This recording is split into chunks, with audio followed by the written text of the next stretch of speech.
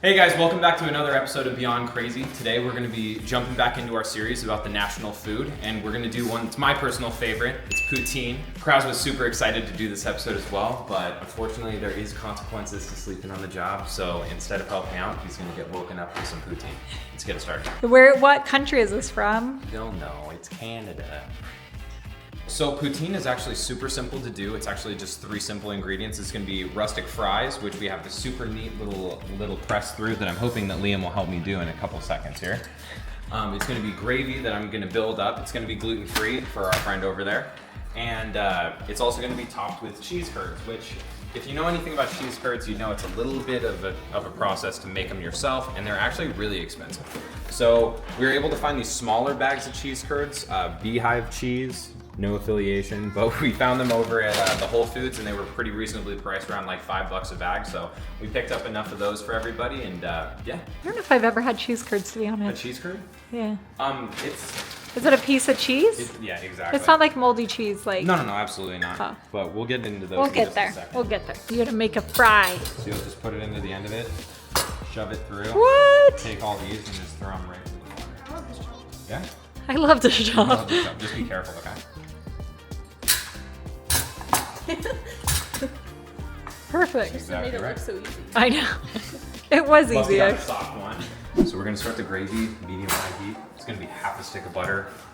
How many tablespoons is that? 4.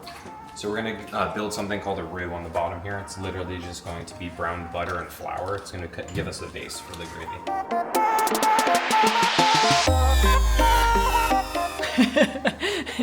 Got a little wild there. That's a cool little fry cutter. I know, right? That's super cool. That's very similar to a commercial fry cutter. So that's like how they cut them in and out, and like places like that. They usually will mount them onto a wall or something, put a big bucket underneath. So Savannah's gonna keep this rotating through, and I'm just gonna continue to add things. The first thing to get added, like I said, was gonna be the flour. It's gonna make that roux for us. It's gonna be really thick, and we're gonna go until that's brown, and then we'll go ahead and add some of the other components. You're doing great, sweetie. Words of what is that? Words of support? Do you want support or Help or support. help or support? Liam's having way too much fun with the fry maker. I know it doesn't seem like something you're supposed to do. You are, I promise. Just make sure we thoroughly mix that.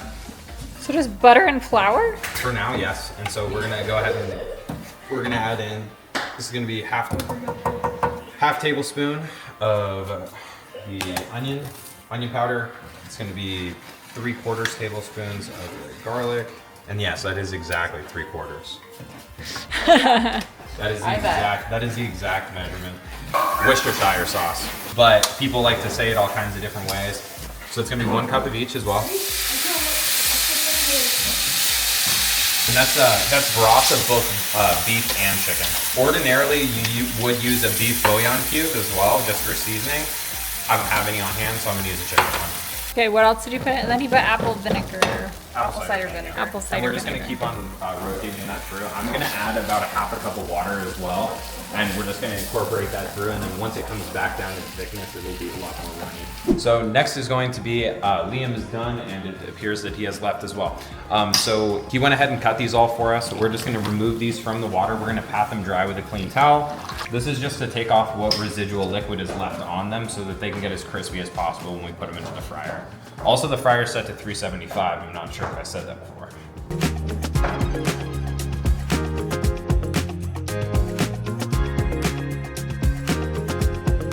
And then also, just a quick thing, or I'm sorry, it's at 350 right now. Whenever you're adding food to it, it will dramatically change the temperature of the oil.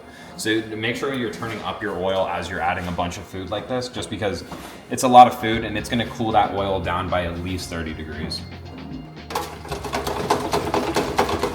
Cool. We'll give those a good fry. Not really sure how long these are gonna have to be in here. Just making sure to shake the baskets around so that they don't start sticking together. Some amount of time has passed. I'm not exactly sure how long it was, but they look like this. So when they look like this, pull them out. I'm just gonna do salt, pepper, and some parsley flakes on these as well. That's pretty good, Cut. You got a French fry? You got a french fry. The dog got one. That looks amazing. Cool, we're gonna hit it with some of this gravy that Savannah was kind enough to make for us. If it starts to break a little bit, you'll see when you're spinning it through. If the top starts to break, you can either just add a tiny bit of water or just spin the crap out of it. Oh, also, probably put this before, but your cheese curds should be room temperature when you're doing it. Don't like pull them straight out of the fridge and throw them on top. Sweet, come in with this gravy.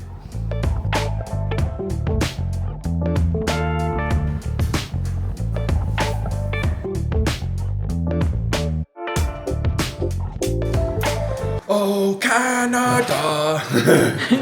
That looks amazing. And there you go.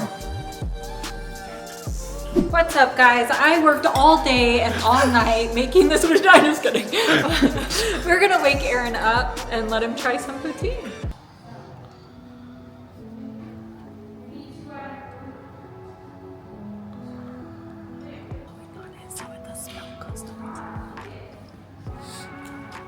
Smells good. Does it smell good? It's gluten-free. It is. It smells so good. I'm so excited. Cheese curd.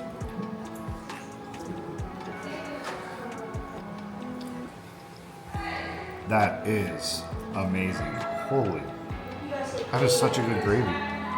What'd you end up putting in it? You guys know, because I don't, because I was asleep.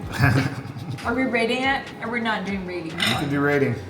Tristan's glaring at me in the background, guys. I'm a little scared to say 10. No, I'm just kidding. I would honestly give it like an 8 out of 10. Like, I'm not one to really like fries with like stuff on it, like gravy and everything, but this is so good. Like the gravy, the cheese curd is really good. He's giving me that look. Don't do it, Aaron. I am going to give it a 10, and I'm going to tell you why.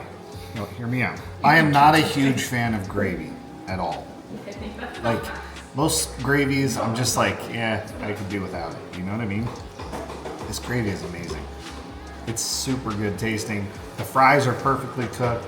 The cheese curds are amazing. I will say 10 out of 10 as far as the international dish. Like, this is an amazing international dish.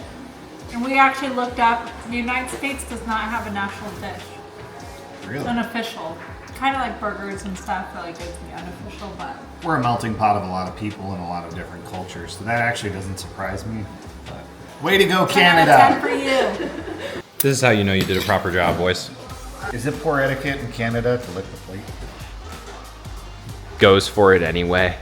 All right, you guys, I want to say thank you to Tristan and to Liam and to Savannah. This meal was amazing. I have had poutine before. It wasn't in Canada. I wasn't a huge fan, but this changed my mind. I would eat this every day if I could. It was that tasty. I'm actually waiting for Tristan to make me a second plate because it was so good. I want more. I want to just thank you guys for tuning in today and watching today's video. Give poutine a try. Thank you, Canada. I just want to remind you guys that Deadpool and Wolverine comes out later this month. And the reason I'm saying that is Ryan Reynolds is Canadian. So shout out to Ryan Reynolds. He's one of my favorite actors. And I really appreciate everything that he does in the movie industry. And I'm super excited to see this movie. Yeah, we love you guys. And we will catch you on the next one. Take it easy.